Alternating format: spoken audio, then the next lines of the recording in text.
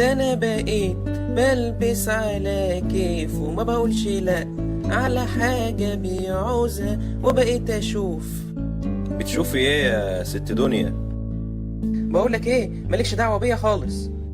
بتتزوق كده طبعا تبقى خارج معاها. وما تتدخلش في خصوصياتي لو سمحت. ماشي يا عم، بس افتكر كلمتي اني قلت لك بلاش. خليك في نفسك. سلام بقى عشان اتأخرت. حفظت الكلمتين اللي قلتلك عليهم؟ حفظتهم صم عشان خاطري. اوعى تتلخبط في الكلام، المؤتمر ده هيحضروا ناس مهمين. ما تقلقيش.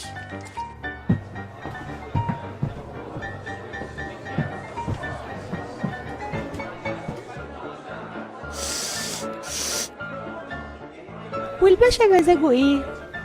مزاج ايه؟ لا ماليش في الحاجات دي. مش انت مصاحب مهيتاب؟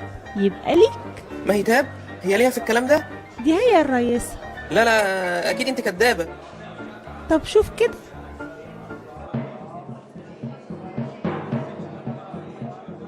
ودلوقتي مع كلمة السيد بكار، واحد من الذين تنورت عقولهم بالفكر الحر وتخلص من العفن. بقى كده يا مهيتاب تخدعيني وتطلعي شمامة؟ ايه؟ الست المحترمة اللي قدامكوا دي شمامة.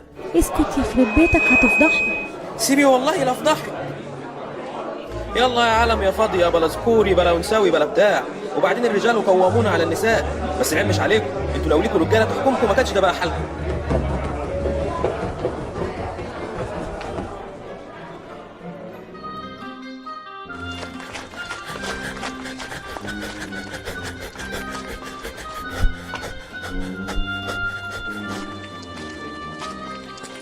معقول بقى هو ده جيل بكار؟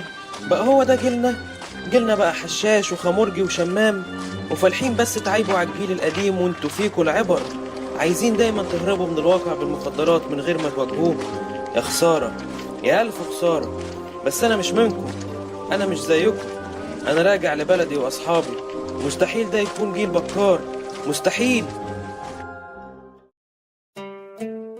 ياه، أخيرا رجعت. فينكوا يا أصحابي؟ أنا محتاج أنسى معاكوا القرف اللي أنا عشته. هو يا أصحاب. اهلا بكار، تعال خد واجبك. لا ما بقاليش غير رشيدة. أكيد الحيوانات أفضل كتير من تلوث البني آدمين ده. انت ماذا؟ ليلك مش مسبة. لا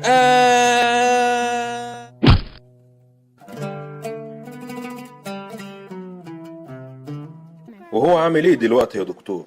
تقدر تدخل تطمن عليه بنفسك. مين اللي جاب العرس ده هنا؟ ايه يا ابني، في ايه؟ مين قالك إن عايز أكبر؟ ها؟ ولا عايز أطول النخل وأقدر؟ وفي حد بيطول النخل يا ابن الوسخة؟ يا ابن المجنونة. وأطلب من وأقدر وأطف من ورد تشكى وعامل لك عقد مرمر